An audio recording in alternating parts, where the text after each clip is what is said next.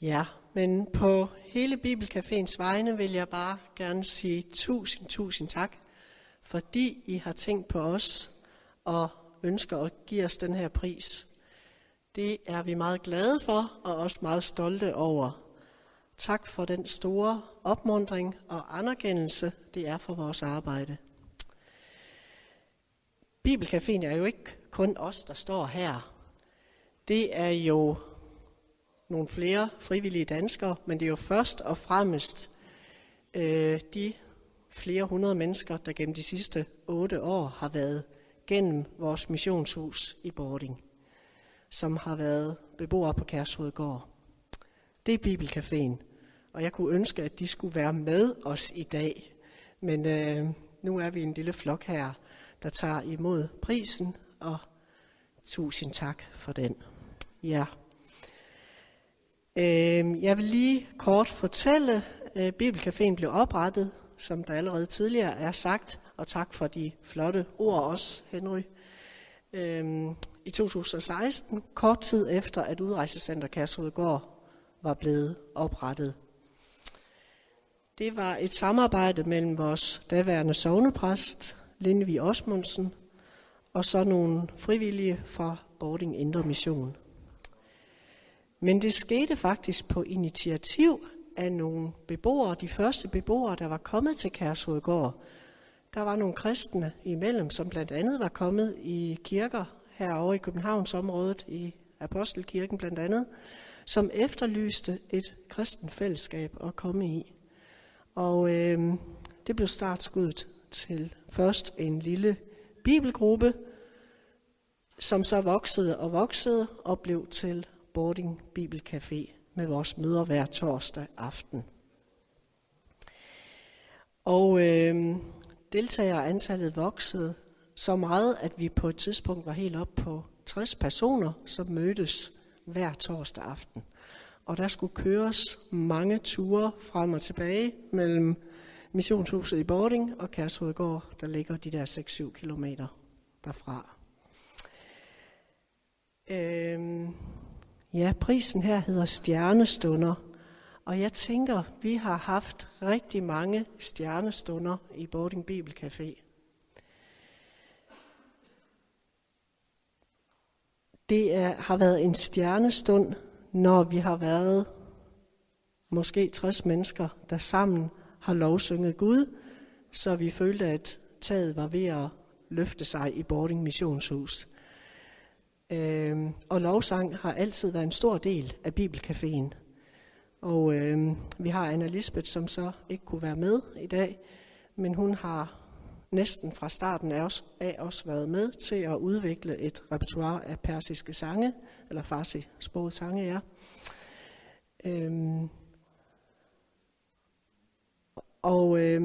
Det har været til stor velsignelse, ligesom så meget andet af det, vi har foretaget os. Det har også været en stjernestund, når vi har holdt julemiddag, for eksempel for helt op til 100 personer, fordi når der er mad i Bibelcaféen, så kommer der rigtig mange mennesker. Og så skulle der koges mange store gryder ris, og det har vi også gjort mange gange. Selvom køkkenet faktisk måske kun er bygget til at lave mad til 40 mennesker, så har vi på en eller anden mirakuløs måde fået det løst alligevel.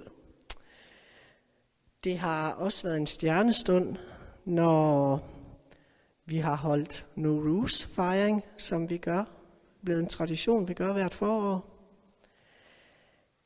Mest af alt har det måske været en stjernestund de helt almindelige aftener, hvor vi mødes og deler Guds ord med hinanden, de gode samtaler over kaffen, fællesskabet på trods af det, beboerne på Kærshovedgård oplever, fællesskabet i troen på Jesus.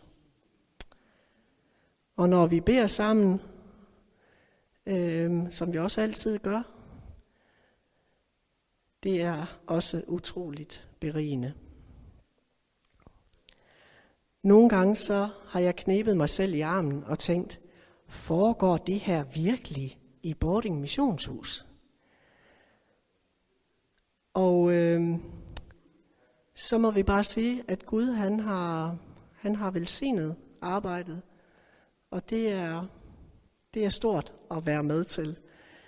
En gammel dame i Bording sagde på et tidspunkt, jeg har bedt om vækkelse i Bording i mange, mange år, og nu er vækkelsen endelig kommet, men på en helt anden måde, end jeg havde forestillet mig. Men sådan kunne jeg nævne mange stjernestunder, men samtidig må vi jo så også bare sige, at det er ikke gode stunder det hele. Der er også stunder med rigtig meget smerte, rigtig meget sorg, frustration, og når man er sammen med mennesker, som er i så svær en situation, som man er i, når man er på Kærshovedgård, så er det jo mennesker, som er nedbrudte, deprimerede, og nogen har sagt, at Kærshovedgård, det er modløshedens holdeplads. Og det må vi også bare sige, det kan føles ubærligt og helt uretfærdigt, hvad der sker. Og mennesker er jo underlagt nogle helt rigide regler, synes vi, med meldepligt og fængselsdomme, hvis man kommer til at overtræde sin meldepligt, kommer for sent. Og sådan kunne vi nævne en masse forskellige ting, som gør, at det er rigtig, rigtig svært. Og når man er under det pres i flere år, nogen har været der i over 7 år, så bliver man, eller man i hvert fald i stor risiko for at blive nedbrudt som menneske. Så det er bestemt ikke stjernestunder det hele. Det er også stunder med gråd og smerte, og hvor vi bare må lytte. Vi kan ikke ændre på situationen, men vi kan være der sammen og være med mennesker sammen og for hinanden. Og græde sammen og være ked af det sammen. Det kan også være, vi oplever jo også, at folk får genoptaget deres sager, og så igen får afslag på asyl, fordi man tror ikke på dem. Selvom vi jo er overbevist om, at de i hjertet har taget imod Jesus, så alligevel så siger man i Flygtningenævnet, vi tror ikke på jer. Det er en stor, stor smerte. Ja. Uvisheden over fremtiden, det er måske noget af det, der presser allermest. Hvor længe skal jeg være her? Der er ikke rigtig nogen deadline. Hvis nu jeg vidste om et år, så kan jeg komme væk herfra. Det ved man ikke.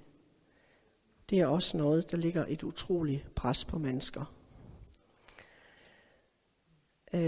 Det er altid med en stor klump i maven, når vi har afleveret på Kærshovedgård, vi er kørt tilbage efter en bibelcafé aften, og så vi afleverer, så kan vi som danskere køre hjem til vores trygge og hyggelige hjem, og så efterlader vi vores venner på Kærshovedgård. Ja, så det er sådan noget, der gør også, at vi som danskere tænker, hvordan er det muligt, hvordan kan vi være det her bekendt?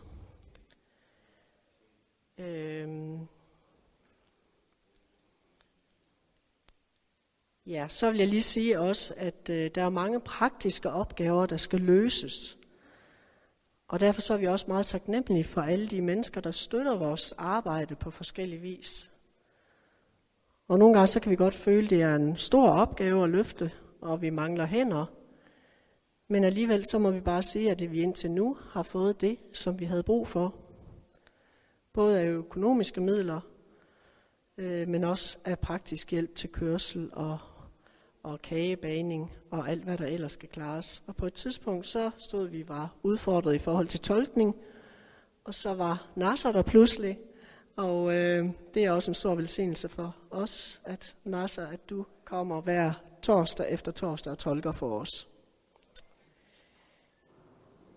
Ja, så har vi faktisk også et samarbejde med Hammerum Indre Mission, som cirka en gang om måneden holder Bibelcafé i aften, så der kører vi til Hammerum, som ligger 15-20 kilometer derfra. Så de er også en del af arbejdet. Ja, jamen så vil jeg spørge dig, Ali. Du kommer i Bording Bibelcafé. Kunne du fortælle lidt om, hvordan du oplever at være en del af det? Jeg skal først sige, det var præcis en pris for Bording Bibelcafé, fordi det er så stor hjælp af os. Og det er meget dejligt fællesskab, vi har på Kastelgård og i vores fællesskab i Bording Missionshus. De har god kontakt med os. Vi har nogen har psykisk problem, nogen har ked af det, nogen har syg, og vores klinik eller vores kontor ikke vil hjælpe folk. I altid kommer og kører folk og hjælpe. Det er så stor betydning for os, fordi Danmark asylsystem ikke vil hjælpe os. Så vi har en fælles venner, og vores menighed kommer og hjælper os. Det betyder meget for os, og vi bliver glade for, og vores håb kommer åbner, og igen, vi tror på, at Gud ikke har glemt os, selvom vi står i den svære situation. Så vi er så glade for den menighed, vi har i Bording Missionshus og Bording Kirke. Det er så dejlige mennesker, og de har god kontakt med alle, og vi har cirka 10 stykker iranske kvinder ked af det og bekymret på, at det er den svære situation, og kan ikke ud og kan ikke cykle, og det ikke har prøver i deres liv, og de sidder på Kastelgård og ked af det. I har altid passet godt på det. Og vi har ingen praktik, vi har ingen aktivitet på Kastelgård, siger I skal hjem, vi har ikke dansk undervisning, vi skal ikke lave frivillig arbejde, vi bor 7-8 kilometer langt væk fra station og bus og tog og supermarked. Vi har ingenting. Det var kun, vi har en håb, vi skal komme til Bibelcafé hver torsdag aften og se vores fællesskab, venner og vores kirkemennesker, og vi har søndag gudstjenester, og det betyder meget for os. Fordi den dag vi skal til Bibelcafé eller til kirke, så vi har en aktivitet, vi skal ud og tage frisk luft og se vores dejlige venner, ikke ligesom på kontor, ikke ligesom på Kastelgård, de hårde mennesker sidder, og vi hilser på dem, ikke hilser tilbage. Det behandler ikke ordentligt, vi bor der, og det synes vi er kriminelle ligesom andre, fordi de kan ikke vores sag. De tænker, dem der bor på Kastelgård, alle er kriminelle, men det har vi ikke. Men vi deler vores Guds kærlighed til andre og inviterer folk til vores kirker og vores missionshus og viser vores tro og vores håb, hvordan vores kærlighed fungerer til andre. Så vi er glade og siger tak for Bording Missionshus. Det var en dejlig pris, de får. Selv tak.